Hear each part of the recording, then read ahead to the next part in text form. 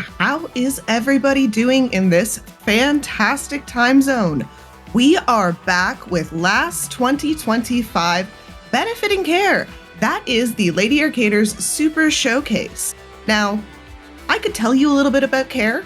However, I'm definitely not the best person to do that because we have two fantastic people right here with us who are going to tell us a little bit more about care and the wonderful work that they're doing. So, Zoku and Bailey, I would love to hear from you.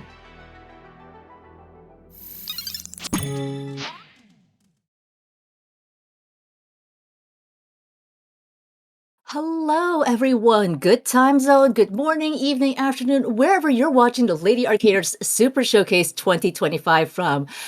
Once again, this year, it is our pleasure to benefit CARE. My name is Zokubun, and with me, I have Bailey Seitter from CARE. Bailey, how are you doing today? I'm good. I'm good. It's rainy today, which I love. So I'm doing great. Thanks for having me. Oh, yeah, no, we're so glad to have you here with us. In the past, we've had the pleasure of talking with someone else from CARE, but it's always great to get new perspectives from, of course, the wonderful. Wow, my brain is freezing because I'm just so excited. But it's always great to get new perspectives on the work that CARE does. But just in case we've got anyone tuning in who's maybe not familiar with CARE, we'd love a quick overview about CARE and its mission. Yeah, absolutely. So CARE has existed for 80 years. We work around the world to save lives and defeat poverty. We were formed in 1945, so right at the end of World War II. And you've probably heard the term care package. That actually came from CARE. At our very beginning, we sent packages to families in Europe who were displaced from World War II. And those care packages contained basically things that families would need just to survive the next couple of weeks. So that was food rations, clothes, blankets, and even toys and chocolate for the kids. And over the past 80 years, we've changed a lot. We shifted our focus from that really short term disaster relief. Like we still do some of that, but we've expanded on that to do a lot of more long term work. Um, in over 120 countries now. Last year, we helped over 50 million people. And our focus has also shifted to women and girls. So we help all sorts of communities, but wherever possible, we're focusing on women and girls and their specific needs. Yeah, and that focus on women and girls is actually a large part of why Lady Arcaders really resonates with CARE as an organization that we want to support with our annual charity events. It's in the name, Lady Arcaders. Yeah. Uh, but out of curiosity, I also my mind is jumping all over the place because care package coming from CARE was not something I send care packages to friends regularly. That's I amazing. know. Uh, Yeah, uh, it's become such like a general term that even when I first started at CARE 8 years ago, like I learned for the first time that that's where it came from originally. Yeah, so now everyone can send a care package. Yeah, of course. Um, you said that CARE has over the years shifted its focus from short-term relief to long-term relief. Also, that important focus on women and girls. But how does CARE determine how and where they provide aid? Yeah, 96% of our staff is from the country or region where they work. And we also work with a ton of local partners. So that means that we're really integrated into a lot of different communities. So, for example, like when a natural disaster happens or a conflict starts, we're already there. And we can quickly mobilize. We have the context of the situation, we have the trust of the community, and that helps us work with those partners to do an initial needs assessment to determine like which areas are most impacted, which people in that community are most at risk, and then what they need. So that involves a lot of listening and talking with people, and also finding ways like to have that focus on women's and girls' needs. Um, for example, recently you might have seen in the news that Pakistan has been hit by a lot of really horrible monsoon floods, like some of the worst flooding that they've seen in years. And so through these needs assessments, CARE found that most critically, the things that people needed were food, water, shelter, and also hygiene kits. Um, and as part of our hygiene kits, like kind of going back to that focus on women and girls, that doesn't just include things like, soap, toothbrush, toothpaste. It also includes things like clean underwear and period kits because, when a disaster strikes, that doesn't mean that your period just magically goes away. So just kind of providing people and women and girls like with the items that they need in disasters. That's so important, but also that you have people on the ground, I think really makes a big difference because you hear it so often even just in person to person interactions, everyone's needs are different and Yeah. you don't know what you need unless you're going through it. And Yeah, so exactly. that local outreach, I think, is just so important. You can talk to them, figure out exactly what they need instead of just mass dumping. I think that's kind of like personalized individual care for the work you do.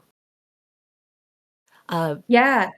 I mean, every disaster is, unique. Every response is like specific. So, I talked about like items that we tend to are like kind of tend to be the most critical for emergencies, but in other emergencies, sometimes the focus is really just on like cash assistance or voucher assistance because it's like maybe that family just needs some money to stay somewhere new because they had to leave their house or their house got destroyed.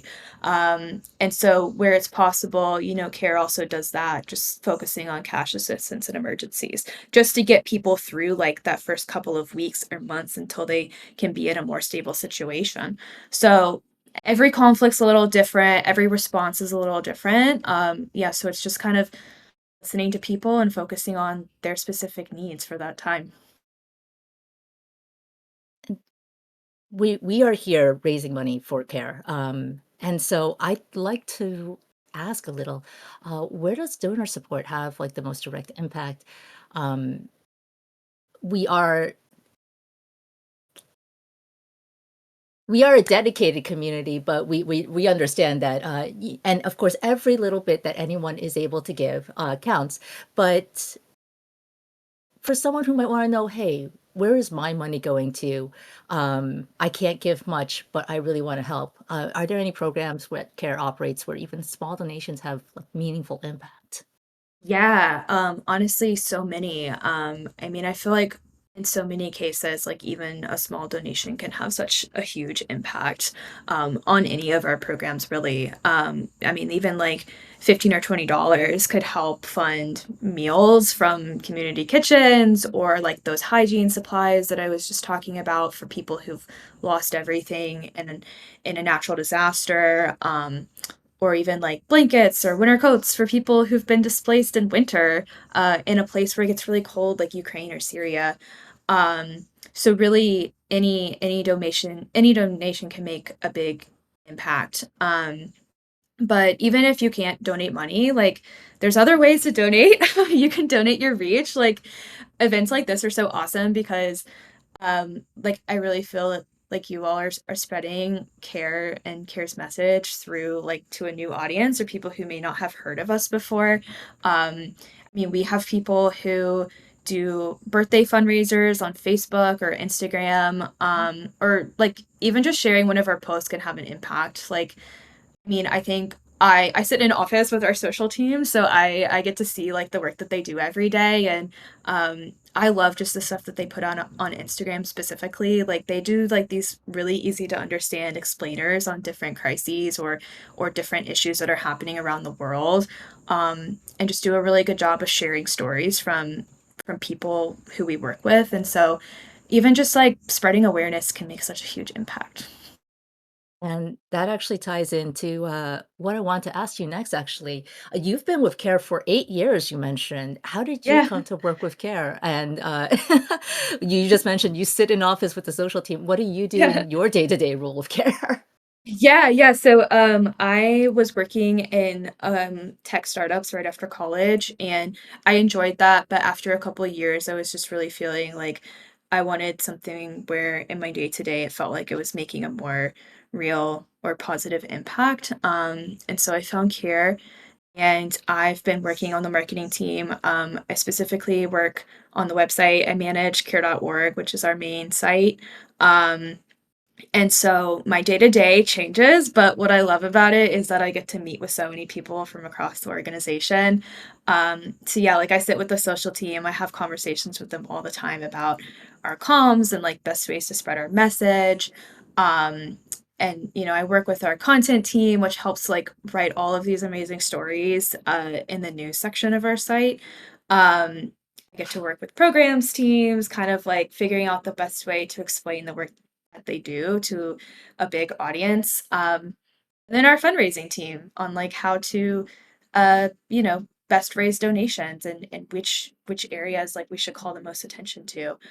Um, and something like that I really love about working at Care is that I get to work with people from so many different experiences and backgrounds. I mean, just in my office on my team, like there's people from all over the world. Like I work with people who are from like the Dominican Republic and from Kenya, like all over. And then that's just the people who work in the US office.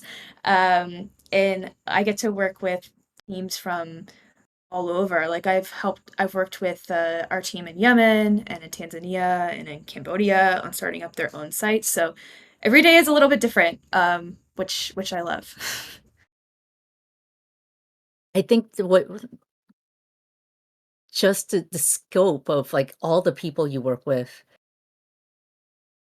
really emphasizes just how global an organization Care is. I also do want to shout out that if you happen to be in our Twitch chat at the moment, one of our mods did just put a link to the Care Instagram. That's instagram.com/careorg if you want to give them a follow. And also, please do go check out the Care website. That was care.org, as Bailey mentioned. There are so many amazing blog posts and stories about the work they do all over the place, all over the world. Yeah. um, and I mean every year, especially around this time when we do our annual event, I love looking in at the stories to see what work has been done with Care because it's so inspiring. The stories of what Care does with women and families and children on the ground. Um, but we're going to go back to a little bit of a heavier topic. There are so many things going on in the world right now, crises responses, systemic inequality, working to help build infrastructure, especially when things fail, such as the floods in Pakistan that you mentioned earlier. And I know for all of us, it can feel a little overwhelming to think about. But there are so many ways to affect change. You don't have to actively be there. What are some ways that might be a little unexpected that Care helps improve lives of people on the ground? Yeah. So thank you for asking. We have, like, I talked a little bit earlier about some of our disaster response, but we do so much other kinds of work, like health and food and all sorts of things. And one of the kind of what felt unexpected to me when I first joined Care was some of our work around supporting sustainable agriculture and climate resilience. So, for example, we have a program in Somaliland where like we met with this family and this woman Muna, who was a mother, and she shared with us that she had to actually remove her kids from school because just to have access to food. The food she like they didn't have food through school, and so she didn't have enough money, and so she actually had to take her kids out of school to help just provide like find food. And by that I mean like help like grow food or help like work, so that they could all have enough money uh, just to survive. Um, so Care worked with those communities and started a program that helped provide free food for kids in school. And that has just like completely changed, this community, because those kids want to stay in school. Those families want to have their kids stay in school. Um, so through having like food access through school, I mean, it's not just helped them continue their education, but it also helped them perform better because, if you're eating well, you're focused. You can actually pay attention. It helped their families because like Muna and other families didn't have to worry about feeding their kids. And like there's just been such a huge impact from that. Like there's more than 20 schools that have now enrolled in this program in Somaliland. Um, and they've seen a huge increase in the number of kids attending schools. There's even been families that have relocated so that their kids can attend a school with this program. Um, and it's really cool because it kind of like expands out from just like free lunches. I mean, the food is grown locally in the school gardens, so kids get to be a part of the process. They get to learn how to like tend to the gardens, where the food comes from, learning about nutrition and healthy eating. And Muna, the mom who I mentioned, like she actually volunteers at the school to give out this food and these lunches. So she's like integrated into the school. And then there's also like a climate element as well, because local farmers are brought in and they're taught these climate resilient farming techniques. Like a lot of communities around the world right now are facing issues with their crops and their agriculture because there's like these really extreme periods of drought or floods that just haven't existed before or haven't existed like with this frequency. Um, and so part of this program is actually like working with those farmers to learn about new types of seeds or new types of farming techniques so that their crops can actually like withstand these extremes. Um, which just helps the community even more economically because like those farmers can then grow those crops and sell them back to the program. So through this one program, which like just if you just say in like one sentence, it's just like, oh, yeah, it's just providing meals through school. That sounds so simple, but it actually has changed this whole community, and kind of brought these communities together so that they can like sustain themselves, and kind of look towards the future. So that's like a unexpected way, but I mean, there's so many other examples, but that's like one of my favorites that I've learned about really just like in the last month or two. Oh, yeah, that's amazing. It's just when I read the story on the CARE website, my impression was actually much like you said. Oh, okay.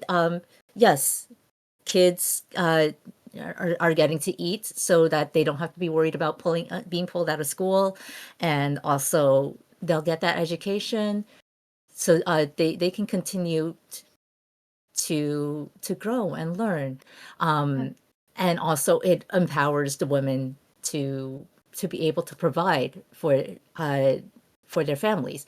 But the ripple effect of that, including the farmers and the community overall, that's amazing.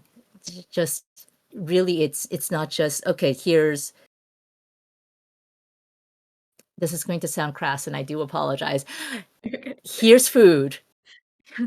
Y'all got this. It's okay. We want to make sure that you can continue this on your own, Yeah. even if even once we scale back, that you are able to continue fishing, as it were. Yeah, absolutely. No, that's like honestly, I'm glad that you said that because that really is one of our goals is not to just, come in and like drop stuff off and be like, okay, bye, but it like to actually change some of these systems and set people up for success because people, they want to be able to provide for themselves. A lot of these communities, like people know what they want, they know what they need to succeed. So it's just kind of giving people the tools to make it happen. And to continue on that, empowering women is a major goal of CARES, and you partner with a lot of local women and women-led organizations. How does CARE approach that in order to find where they can make the most impact? Yeah, yeah, so we have a lot of programs that focus specifically on women, and kind of empowering them and their place in the community. We have a really big program called VSLAs, which stands for Village Savings and Loan Associations, which is kind of a mouthful, which is why we just call it VSLAs. But in a lot of communities, women don't have access to banks or credit cards or even savings. They have to go through a man, like their husband or their father, just to access money. Which means they can't pay for things like their own education or starting their own business without essentially getting permission. Um, so CARE started the VSLA program in Niger about 30 years ago. And now this program is in more than 50 countries. But what VSLAs are is they typically involve about 15 to 30 women who make small cash deposits to a shared savings pool. So this is completely separate from a bank because they don't have access to that. This is literally just like a group of women in a community coming together and uh, putting their savings together into oftentimes a literal cash box, like just like a little chest of cash. And then they can take turns pulling from that savings to invest in themselves. It's all group decisions. So the group could choose to financially support one of the women going back to school or opening a small business. And then like those little investments just means that there's more money kind of going back into that savings over time. That helps them support themselves and other women in their community. And it gives them more access, like not just to money or livelihoods, like starting a new business or education, but over time it gives them more power in the community. And it shifts that power balance between men and women. So that's like one example. Like there's so many cool examples from VSLAs, but that's one of the ones like programs that we do that I think has just made the biggest impact because it really is again just kind of giving women in these communities the tools that they need just to have access and like just to change their own lives essentially. That is that no, that is amazing. It's also just a touching touching's not quite the word I want for this, but it really centers women empowering women. There, that's what I wanted. Yeah. No, it's essentially like a mutual aid group, that's like deciding like this is our communal money, like how can we use this for the betterment of the people in this group, which will only better the community as a whole. And well, speaking of community, this is the most heavy-handed segue I've ever done. That's a lie. I will absolutely do more. But here at Lady Arcaders, we are a community that was brought together both by femmes wanting to uplift femmes, but also a shared love of video games. And something that we love is showing that people who play and enjoy video games are everywhere. Part of our showcase is to show off a lot of challenge plays, speed runs, and also just people showing off their talents as related to gaming. We had actually a cross stitch showcase yesterday. We've got a Stardew Valley cooking showcase tomorrow. And of course, folks, please stick around. We've got a whole bunch of wonderful games and gameplay for you today. But also, Billy, uh, we've heard that you play some games as well. And Yeah. so in your spare time, like what kind of games do you play? Yeah, yeah, totally. Yes, I do love to play games. I love my favorites really are kind of just like smaller, more narrative games. Like I mean, a few years ago I got a Switch, so some of my favorites were like Oxenfree or like What Remains of Edith Finch or Firewatch. And then more recently, well, my partner and I got a PS5, so I've been playing Stray, and kind of like I guess bigger games like Baldur's Gate 3, which is a new journey for me because that's like my first real open world RPG. But Oh, I hope I you have have a fun lot with of it. it's been a lot of fun. We're still kind of in the early stages, but I have a couple of close friends who absolutely love it, and so they they were like, "You've got to get it. It's so much fun." Yeah, one of my friends actually is in a band, and they wrote a song that's like specifically about their love for Carlac. So yeah, and then growing up, like my first game that I just really fell in love with was Pokemon on Game Boy. And so and then I like stepped away from it for a while. I saw all these new versions come out and I didn't really play it. And then Pokemon Scarlet and Violet came out, and I kept seeing it getting trashed a little bit online for how buggy it was, but I was like, no, you don't understand. For me, as someone who has like kind of been out of the Pokemon world for a few years, I had so much fun in it. Like the little open world, just like seeing the Pokemon pop up in real time. There were so many new Pokemon to me. Like to me, I was just having a blast playing that game.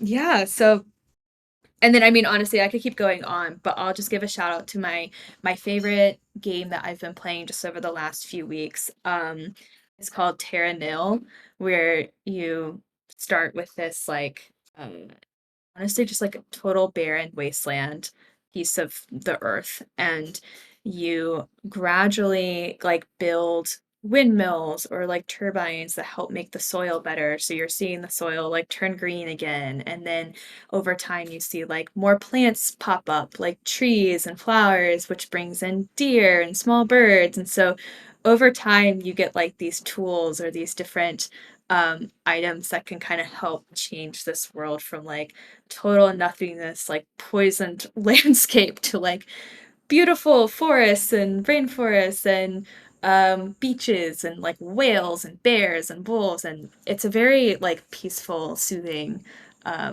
game to play. So I'll give a shout out to that one because they just had like a big update the last couple of weeks. Terra Nil. Yeah. I've seen gameplay of Terra Nil. It Yeah. is such a beautiful game, and Yeah, the it's transformation of the beautiful. environment really is like a selling point. Yeah.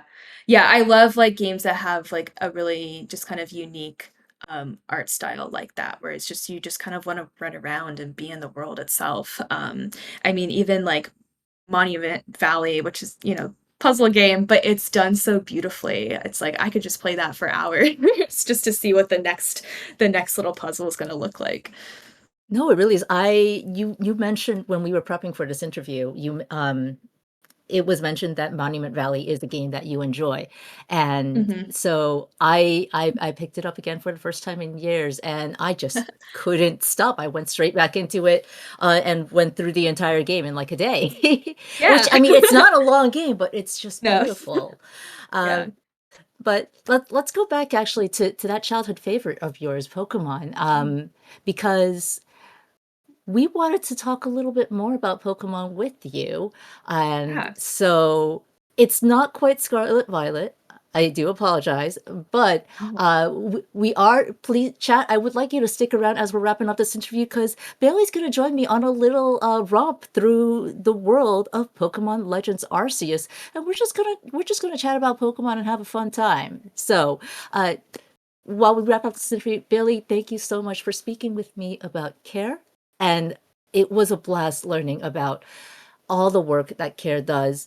We are raising money here at Lady Arcader Super Showcase 2025 all weekend, now until Sunday night. So if you are able to donate, please do. That link is !donate in chat. And we will see you back in a bit for video games and more of Bailey Seitter. Ooh, thanks, Soku.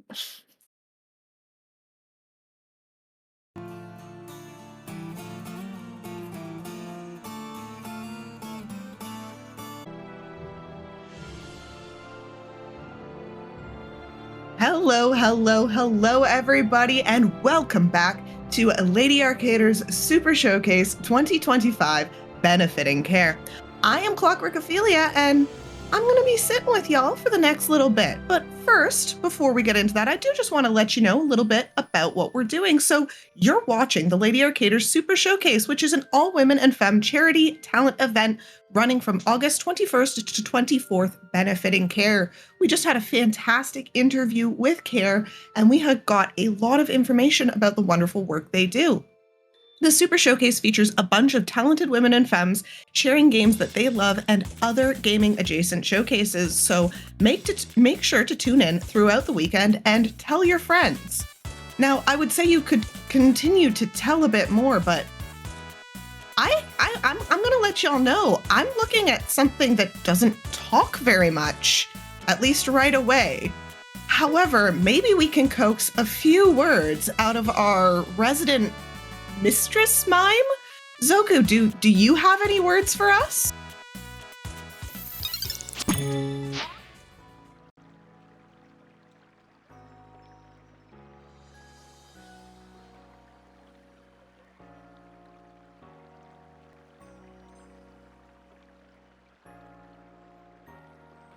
Hello, welcome back to Lady Arcaders Super Showcase 2025. I am Zokubun. Thank you so much for that introduction, Ufi. And if you were just watching, we had a fantastic interview with Bailey Seitter from CARE. And Bailey is actually still here with me because we wrapped up the interview talking a little bit about a childhood favorite, Pokemon.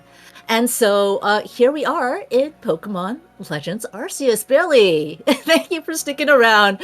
I hope chat, everyone, I hope you're all like miming along with me.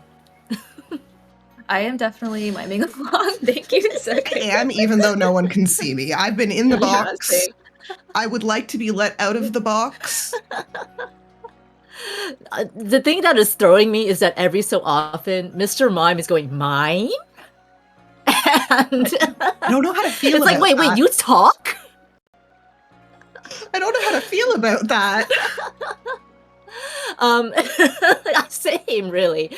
And we were actually talking a little bit before about like how there's like an alternate version of Mr. Mime because Bailey has been playing Pokemon Friends, and so have I. And I looked it up real quick while we were prepping, and that's apparently Galarian Mr. Mime, which is an ice psychic type. So it's Jinx, but Mr. Mime. Oh. Whoa. But yes, so we're here in the world of Pokemon Legends Arceus.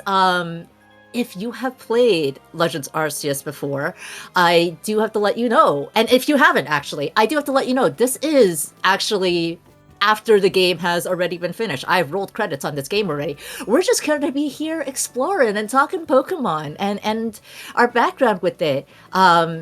We heard a little bit about Bailey earlier, but Ufi, I'm dragging you along now. So what's your background with Pokemon other than like, miming with Mr. Mime? Near non-existent. I believe the last Pokemon game I played was Hey You Pikachu. For anyone who remembers that game. Was it a good choice? I love that game. You can talk to Pikachu. So can you? Yes. Because it doesn't work very well. I mean, you can talk to Pikachu. It doesn't mean Pikachu will respond. You know what? That's accurate. And Bailey, you said it was a childhood favorite of yours on the Game Boy. Can I ask which one you started with? I started with Blue. Pokemon Blue. Yo, same! Yeah. But I think actually, like, if I had to pick a favorite, it might be Fire Red, because it was like the original game, but with like a couple additions and the new graphics and everything. I'm sorry, we can't be friends anymore because my favorite is Leaf Green. I was about to say, as soon as you said Fire Red, I was like, I feel the fight coming. I feel this. Well, I asked that because I did want to know what starters you usually went with. I'm going to assume Ufi's starter was Pikachu because, hey, you, Pikachu. For me, it was either Bulbasaur or Charmander. I picked a different one just depending. I restarted a lot. Like I've played multiple times. So Bulbasaur or Charmander were my two. I cannot decide. But how about you? Well, I am very much a grass starter fan. There's no Bulbasaur in the background. because the Bulbasaur is close with me. This is a real Bulbasaur. I can Truly see a real that. Bulbasaur. Boy. It has a bulb, therefore you know it's a real Bulbasaur. But the reason why I asked that is because you may have seen that, yes, I had our protagonist for this game in a very modern looking outfit, but Legends Arceus, for those of you who haven't played it before, sends you back into the distant past of I forgot what region, Sinnoh region, there we go, which is based off northern Japan, if I remember correctly. So that's like Gen 4, Diamond and Pearl, but here it's called Hisui, and in this game, fashion is not just endgame. Shoutouts, by the way. Stick around later. We've got a quick video of... I'm like trying to talk about this while I'm like trying to find the thing. Did I not have the one thing I'm looking for? But we have a video about the Lady Arcaders Fashion Week coming up later. I'm trying to find the grass-themed outfit because... You have so many to pick from. That's how you know it's a Meta. good game. Yes. Ooh. Okay, that's cute. Ooh, I like that. And let's go ahead and get the green sandals. Aw. And how do we feel about some goggles or glasses? I love it. I'm a blind girly, But there's a glasses monocle. all the way. Oh, that's cute. Oh my Okay. gosh, you're so cute. And we'll just go extra green. Yeah. Speaking of green, can I talk about one of our other outfit choices that we have going on today? Absolutely. You know what, Ufi? You read my mind. Tell the chat about the outfit choice they can make, because I didn't let them make this choice. No, chat wasn't able to make this choice because we wanted our grass type outlook, but chat can make a choice about Linkle's outfit in our upcoming Hyrule Warriors run. So we do have a bid war going out there. You could go with green.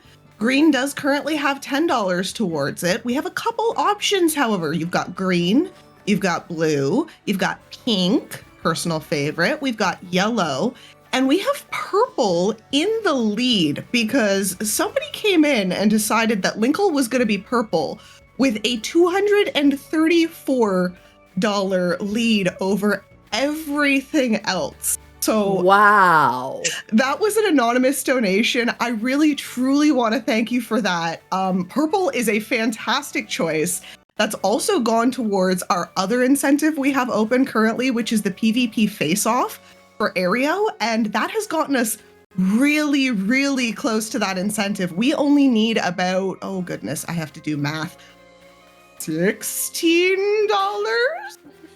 If I'm doing that math correctly, left to meet that PvP face-off. So that is taking our co-op run, and it turns it on its head. We make our co-op runners fight. So if you'd like to see a fight, maybe not with this Psyduck, but if you'd like to see a fight, get those donations in. We would love to meet that incentive. I mean, hey, it sounds like they could just make it easy on you. You don't have to do math if they meet the incentive. Exactly. I don't like math. Please don't make me do math. And all of that is, again, going to CARE, which you are helping fund some fantastic work around the world with these donations. So thank you all so much for your generosity. Unfortunately, while we do not get to meet Purple for this, Bailey, you haven't played Pokemon Legends Arceus yet, I believe. Oh, hey, we can also change our hairstyle. But I'm going to be cheap and we're not changing our hairstyle. So I'm also going to try my best to sell you on this game while we're here, because as you can see, like, this is a game that sort of just lets the Pokemon hang out in the world with you. I love it. I mean, this is I can just like I love. release them. Oh my gosh, multiple it's too. Fine. How many can you have out? All Like, 6. Yo, you That can have is your entire team walking with you? That. Okay, Well, this I don't might think they're sell gonna walk on with me. Pokemon. This is me my God, ditching it's them. huge. Oh wait, no, yeah. I don't get to ditch them. They'll follow me.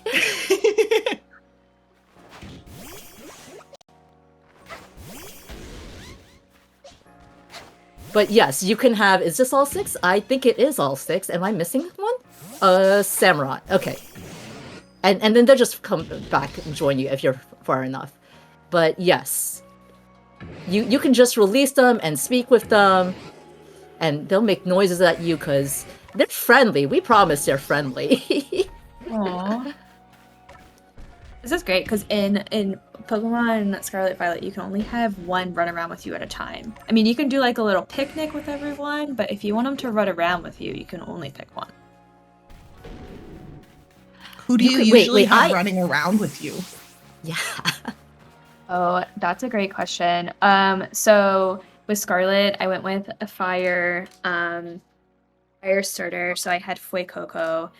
Oh, yes. Yeah, it's the cutest little thing in the world. I mean, just no thoughts behind those eyes. There is not a thought in that head at all. No, that crocodile no. might be my sole exception to like preferring grass starters. Yeah. So I loved having Fuecoco follow me around, just not a care in the world. And I would like to incite a couple of quick questions. I believe I should have all the Pokemon available in this game. Is there and this game does mix multiple generations, so is there a favorite that I can maybe try and find? My organizational ability is really, really lacking, as you can see. Here's some Togeticks, and here's another Togetic, and here's a third Togetic. But I'm going to try my best to see if that Pokemon is here and add it to my team so I can just toss it out. And Ufi, if you've got one as well. See, and hey, chat.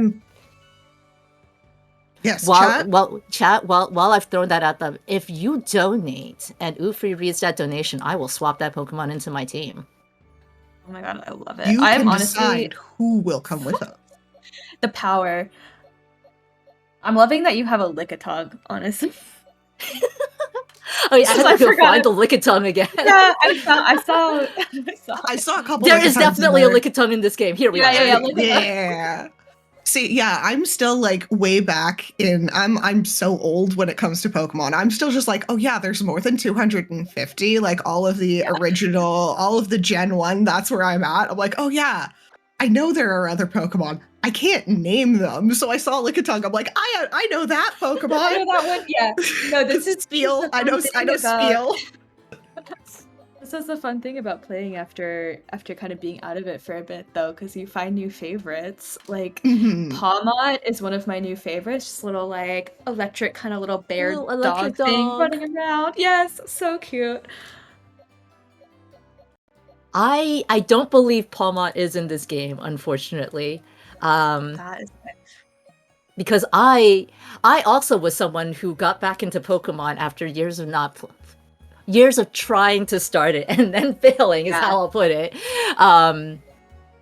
After the original gens, Blue, Red was what I started with, and then Fire Red and Leaf Green. Leaf Green, I'm acknowledging Fire Red out of consideration. so much. That's so generous of you. But no, like for me, it's definitely mostly the original 150. And then I got into this game because it was a new way of playing Pokemon, and it was like, oh, there's so many now. Mm-hmm.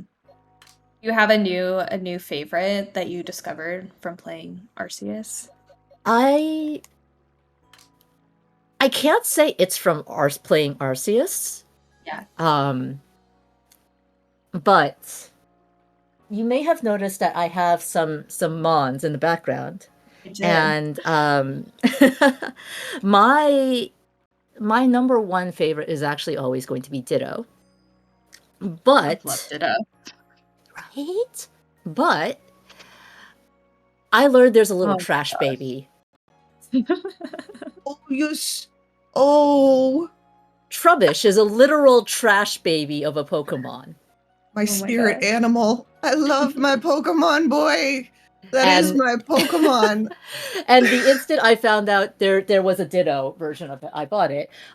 We were actually talking a little before about how playing Pokemon Friends has sort of made you want to get into the plush collecting game, Bailey.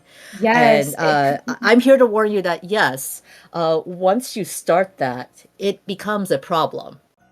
Yeah, I'm scared. I know if I buy one, I'll want to buy so many. You may be able to see that it becomes a problem. Oh, Umbreon. Oh my gosh. Oh my god.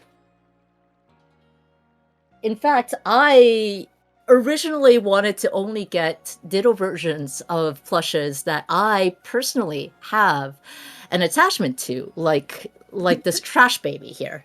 This trash baby. That's its canon name. Trubbish is canonically trash baby. And then I saw that this executor has 3 Ditto faces. You can't pass that up. No. And so now, hi, I'm here to warn you that if you start, you will have a problem. It's not a bad problem, but it might be a problem. Honestly, if you're going to have an addiction to collecting anything, I think plushies is probably the healthiest one because at the very least you can give them a snuggle. So true. This is true. They are very comfy to snuggle. And I love specifically how you have all the Ditto versions and the Mimikyu versions instead of like the regular ones.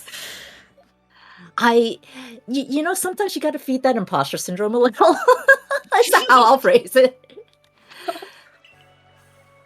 Okay, but we spent a good chunk of time here in the starting village. This is Jubilife Village, your home base. I want to show you a little of the gameplay because we haven't shown that at all. I know you've seen streams of it, but I'm trying to convince people to play this game. And there's a mass outbreak of Magikarp. Speaking of imposter syndrome. So let's go look at some Magikarp. I mean, even this map is just beautiful with the kind of almost like watercolor or paint. It's so yes, it's like a very classical Japanese art style. Mm-hmm.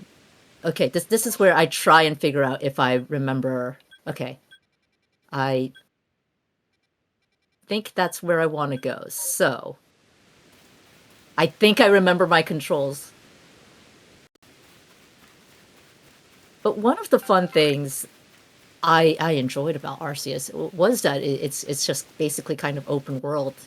yeah. You see, I'm just like collecting stuff because I'm a video game hoarder. You give me stuff I can pick up, I'm picking it up. Oh, absolutely. But will also, I use it? I don't know, but I'll pick it up. But also, Pokemon are just out here in the wild, and they see you, and they don't like you, and they're gonna try and attack you. Yeah. Whoa. Hi. Oh my. They are really trying. Oh! Where did you come from? Oh my. Okay. This is fine. This is fine. You know, I should probably do a little self-defense, I think.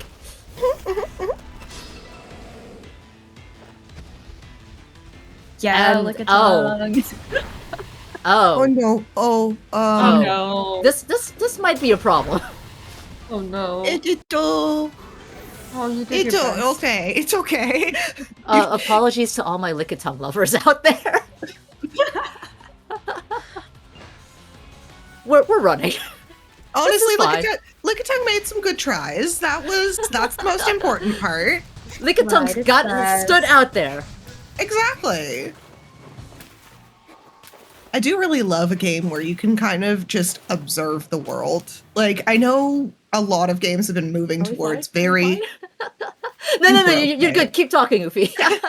I think a lot of games have been moving towards like a very open world system, which can be really great, especially when you have a world that's like built like Pokemon. There's enough lore, there's enough things going on here that for me, I really love.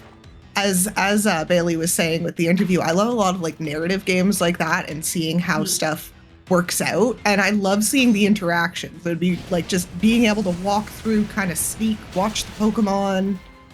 Yeah. That Bronzong did nothing to me, but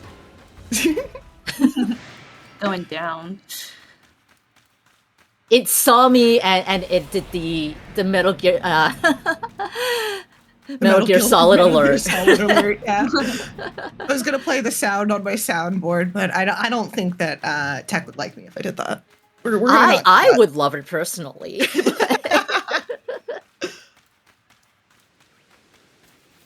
But no, it's so yes, we get to explore the world. We get Pokemon attacking us, even if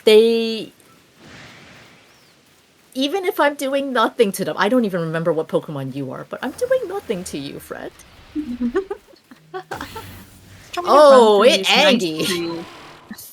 Okay, Oh. yeah, I've forgotten that you can do this too.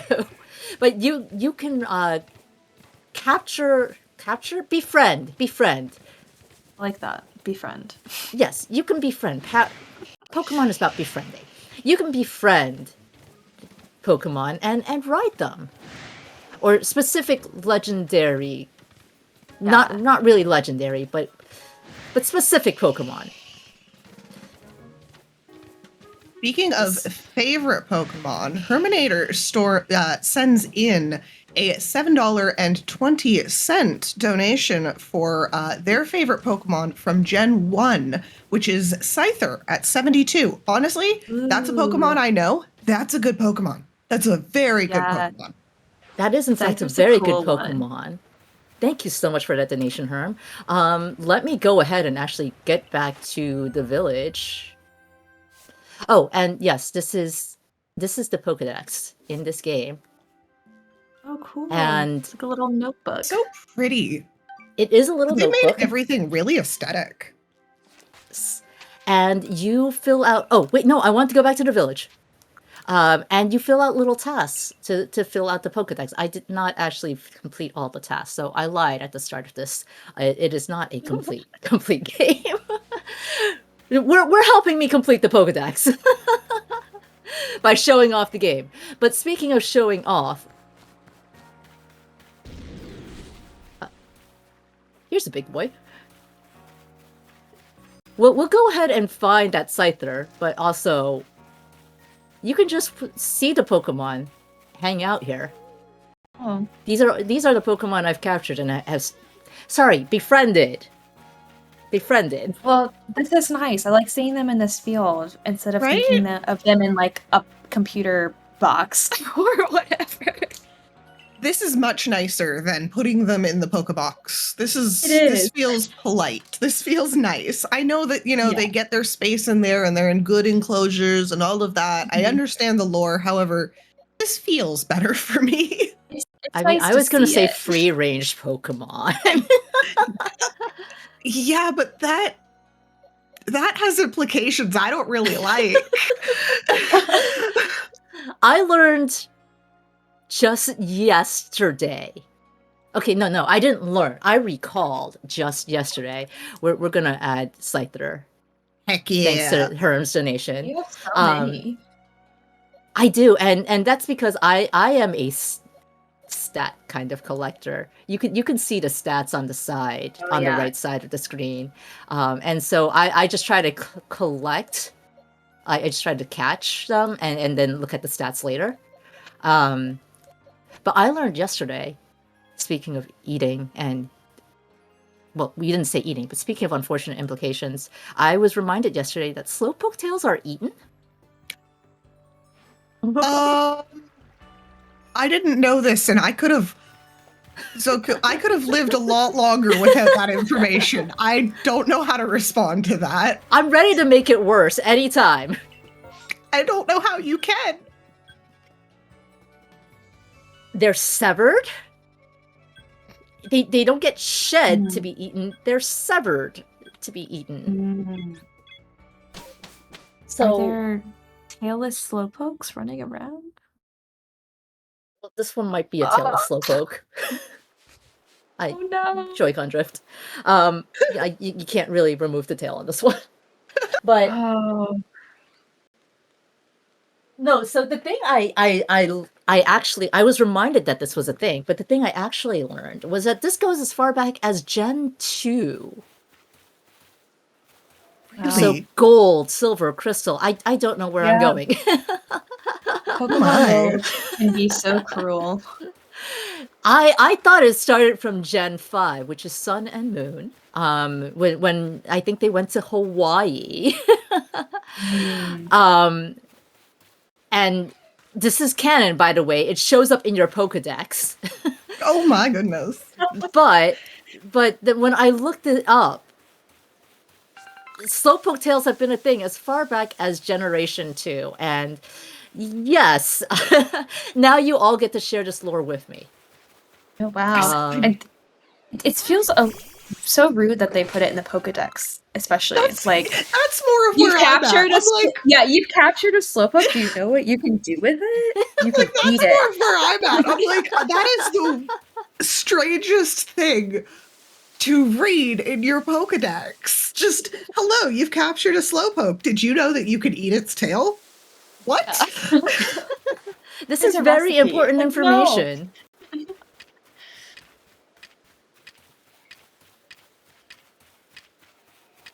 And so also, as I was showing off, in addition to you just being able to pick stuff off the ground, you can also send out Pokemon to help you gather stuff. And of course, Okay. you just have Pokemon out in the wild. that you Okay, can I capture. have lore about Slowpoke tails from Oh. chat. Because Oh. apparently they do shed their tails naturally. Oh, thank goodness. But Oh, what a relief. Team Rocket was doing some Team Rocket, and that may be why. No. Yeah. Oh no. So, Well- you know, while we may love Jesse and James in our heart, Team Rocket, bad as per usual. They've committed some crimes. Mhm. Can we So talk good, about the guys. Pokemon, I think the recent... I forget if it was VCG or TCG, but basically the finals of the recent Pokemon Championship, I think it was Trading Card Game Championships, were down between a player named James and a player named Giovanni. I Oh, wish I were gosh. making this up. No way. That's fantastic. I mean, I feel like you have to pull for James, right? Like, Yes. the underdog. Giovanni won. Giovanni is the Oh, undisputed no. Pokemon champion at this time. This is the No. world we live in. Oh no. Oh, speaking of oh no, the Sphinx saw me. It was no. a TCG. Thank you. Thank you for confirming, chat. But yes, Giovanni is the undisputed Pokemon champion at this time. So the Fieldlands, which is where I'm running in, is actually the first area of the game that you get to run around in.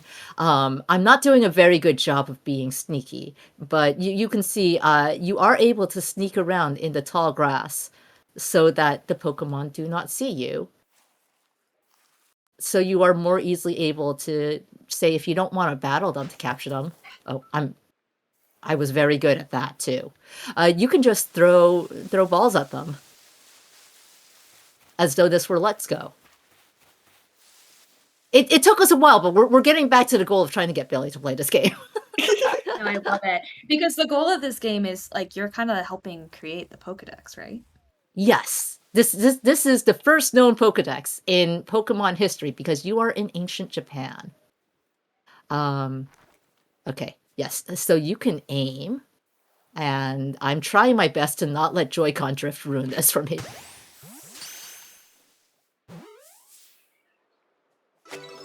I used an Ultra Ball on a level 2 Wurmple. Let's go!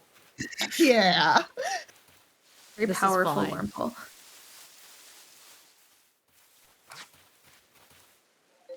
Do you just want to let you know, Zoku, we're about 25 minutes in, and I'm All enjoying right. my vibes here. Whoa. Like, this is just such a cozy time. It is Really a very is. cozy Oh. game. And I mentioned Yeah. you can... That's fine. It's fine. You can have certain Pokemon move around for you. So I forget what this Pokemon's name is. Chat, please remind me. Do it in the chat or in donations. I would but love you it can in fly donations. around. This is also fine. falling from tall height. The Wordier lets you run around faster. The Sneasel lets you climb mountains. Whoa. And you may be wondering where you are. You are in this box on the Sneasel's back. Those eyes are us. Okay, if that doesn't convince you to play this, I don't know what will. That is fantastic. That's us. You look terrified in the box. I love it. We're fine. It's convincing me because it has some of the cool things from Scarlet and Violet, but honestly, it's prettier. I have to say, it's more aesthetic. And you get to run around on more of the Pokemon because in Scarlet you can only run around on one, Raiden.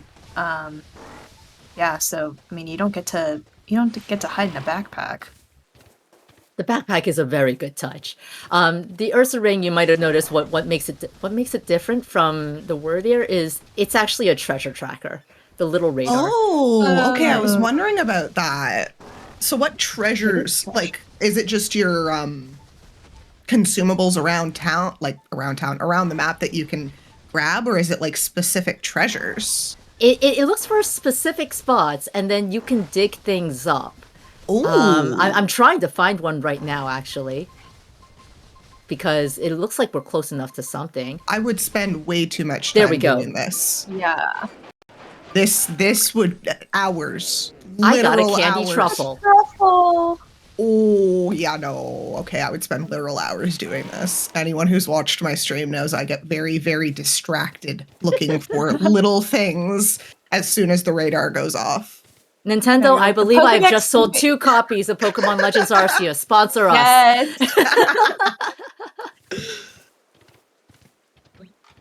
Okay, I'm trying to find our way back to a camp because, as mentioned, we are 25 minutes into this showcase, and it's been fun just talking Pokemon. Mm-hmm. Sometimes you need to just vibe in these beautiful worlds because it's really pretty here. It is.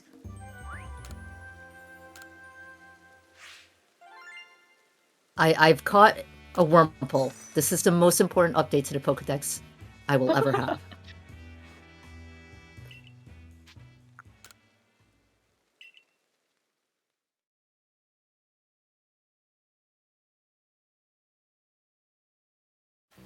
And because, like, at this point, I finished, like, much of the game, there's a lot of things that you're not seeing because you can see this town grow and evolve a little as you, like, upgrade the Pokedex and, like, do little side quests for the village because you are actually also helping build up this village.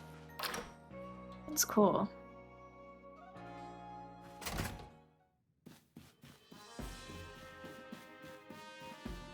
And then you can, of course, just see. This building is, so you are actually at the base of the village colonization force, is how I will put it. Okay. They are kind of military, but there's more than just military people here. And so, here's people making Pokeballs. They're made from acorns in this world. Okay. You may have seen here, where is it? Spoiled apricorns. You can't use those apricorns to make Pokeballs anymore because they are spoiled. So you can just throw them at Pokemon instead. Because, you know, that's how you make friends. You throw things at them. Spoiled things at them, yeah. But this is one of the things that I love about, like, exploring video game worlds. It's like the logistics. And so, like, this is, hey, Umbreon. But, like, this is just an exploration of what the world would be like with less, the Pokemon world would be like with less modern facilities. Yeah. So, like, for the Pokeballs, do you come back here and bring, you know, acorns or whatever, and then it helps craft new Pokeballs, or what is that? I believe that you can craft them out in the field, if I'm remembering correctly, but you can also just buy them because we got to keep the economy going. Of course. Support local businesses. Support local businesses, but also, if it's not here, by all means, craft it yourself. And there is a crafting station somewhere down here. Yes, if I'm remembering correctly. So you can, in fact, craft what you need. And that's part of why you go run around collecting things.